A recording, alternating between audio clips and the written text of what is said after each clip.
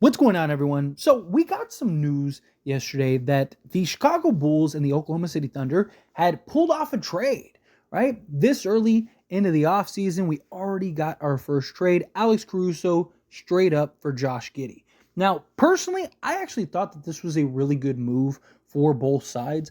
I thought that Alex Caruso made sense for the Oklahoma City Thunder as they're a team that's trying to stay atop of the Western Conference, potentially get into the NBA Finals and win an NBA championship. They needed to figure out what to do with Josh Giddy. The fit just wasn't quite there. Josh Giddy really, I think, could benefit from a fresh start. The Chicago Bulls, they unload a guy that doesn't really fit the timeline if they're going to kind of restructure, and they do need to get kind of younger and kind of retool this roster. They get now a point guard that's still young enough to really be a foundation piece going forward. I mean, he's young enough to be drafted in this year's draft even, right? Talk about a kid that's 21 years old that was, basically a walk-in triple-double or near triple-double and looked like an all-star level guard and got great size that you can't teach. I think it made a lot of sense for the Chicago Bulls, right? But I also think and hope, at least, that this signals the beginning of a rebuild for the Bulls, right? Got the 11th pick in the draft. You just pulled off a trade for Josh Giddy. It's time. Chicago Bulls should have rebuilded 2 years ago, and they didn't. But hey, it's okay. What's done is done. The past is the past. It's time to hit that reset button. No one blames Chicago for doing what they did. Going and acquiring, Lonzo Ball and putting together Vucevic and bringing in DeMar DeRozan and kind of pushing their chips to the table. And look, there was a point when Lonzo and everyone was healthy where Chicago looked like a force. Chicago looked like a team that was like, oh, wait a minute, this might actually work. Then unfortunately, things didn't work out. Lonzo's getting hurt was a big factor. Levine and DeMar just kind of didn't really seem to mesh because Lonzo was kind of the piece that seemed to kind of put everything together, right? His defense, his ability to make plays and kind of keep the ball flowing, I think went a long way. And look, it just unfortunately didn't work out. It happens, right? There have been plenty of teams throughout history that looked really good on paper that, the organization tried to make a push for and it just didn't work out. And that's fine. At least you made an attempt. But you need to know when it's time to pull the plug. And Chicago has just done a terrible job with pulling that plug. And I'm hoping that you're starting to see the signs, right? Josh Giddy trade for Alex Caruso. The Chicago Bulls right now are looking and shopping Zach LaVine around right now, right? They're talking to various teams, trying to basically just unload him. Lonzo Ball, there's reports that have came out that the Chicago Bulls are expected to waive and buy out Lonzo Ball, right? Okay, well, that makes sense. You just got Josh Giddy. What are you going to do with Lonzo? Is he going to come off the bench? What's going to happen, right? And even if he does, you got so many guards, like, you kind of need to get off of somebody. So that signals Lonzo Ball being done. Great, right? Unload Zach LaVine for whatever you can, right? If you can get an asset back, great. If you can't, fine. If you're just basically swapping salary, whatever, get off of his salary. Get off of his contract. He doesn't want to be there. The relationship is spoiled. Again, pull the plug. Buy out Lonzo. Eat the salary. It sucks. But hey, teams have to do it all the time, right? But it's at least the beginning stages of you really starting to figure it out. Really starting to put the pieces to the puzzle here, right? DeMar DeRozan. It didn't make sense to keep DeMar and not trade him the last 2 years again. I mean, there was a point where the Los Angeles Lakers were so desperate, you probably could have fleeced them to take DeMar DeRozan and just took in Russell Westbrook for a year, right? Like, to hit the rebuild and got a bunch of assets, got a bunch of pieces, right? Like, could have just ran Russ for a year or whatever. You would have been just as bad anyway. Maybe you would have been a little better, right? I don't know. But you would have gotten you could have fleeced the Lakers because they were in desperation. And this is coming from a Laker fan. I mean, like, the Lakers there was a point where they were desperate, right? And if they could have gotten DeMar DeRozan, they probably would have given up a lot to do so. But Chicago thought like they could turn it around, they could make it work, and you're nothing more than a play-in team. And then there were reports that Chicago's might give DeMar DeRozan like 30 to 40 million a year on like a 2-year deal. It doesn't make any sense. Why? I'm hoping that Chicago doesn't make that decision now. I'm hoping Chicago makes the right choice and goes, man, we have a really good young core. We have some really nice young pieces.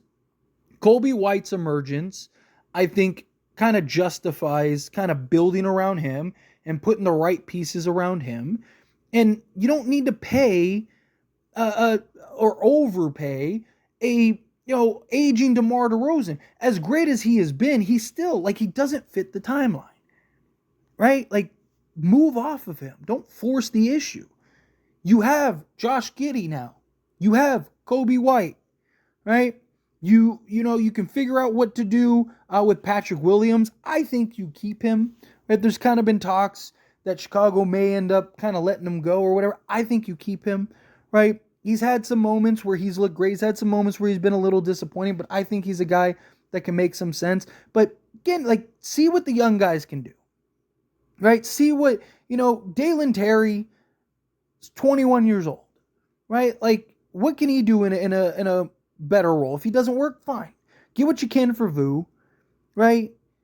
Get these young guys real opportunity here. Let these guys go out and just play to their heart's content. You got Ayo off the bench, right? Like, to me, I just think that that's the best approach going forward for Chicago. Stack and get as many assets as you can. Can you get something? Can you get a first or a couple firsts or, I don't know, some nice young players with some upside for Vu, right? Just unload these guys. Don't quit drawing out the inevitable, right? I mean, I think that, 2 years ago, they could have gotten a lot more than what they'll probably get for all these guys. But, what's done is done, right? So you might as well salvage what you can. Because what's the alternative?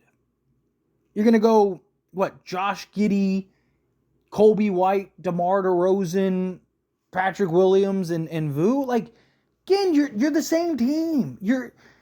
What are you going to do? What happens if you can't unload Zach LaVine? So what? Then what? What, you have Giddy at the 4 or something? Like, just unload everyone that you can, right? Keep Kobe White, keep Giddy. Those are your 2 main cornerstone pieces. I think you keep Patrick Williams, right? And see if he can kind of, again, he's still incredibly young. Now you got your 3 guys, right? See what you can do with like I said, a Terry and some of these other young guys. And start fresh. Draft somebody with the 11th pick. Try to stack up as many assets and as much young talent as possible, right? You have several teams that I believe are going to try to really make a push, right? This is, in a lot of ways, I think, going to be a seller's market this offseason, but I also think that there's going to be a lot of teams that, because Boston is incredible. And look, Boston very well could repeat again. But Boston isn't so good and just so incredibly unfair. They're not the Warriors with Kevin Durant, right? So I think teams are going to kind of push and try to see if if we can get this piece or two, right? Maybe, team needs this a center. It's like, man, if we can get Vu, right, he might, with his offense and, his playmaking ability out of the post and, we're small up front, he would be great, right? Like, maybe you can find the right team to kind of take and unload some of these guys. Maybe you can find a sign and trade for DeMar DeRozan because there's limited teams that have money, and how many of those teams want DeMar? Like, how many of those teams are actually like, okay, let's bring him on and give him a bag?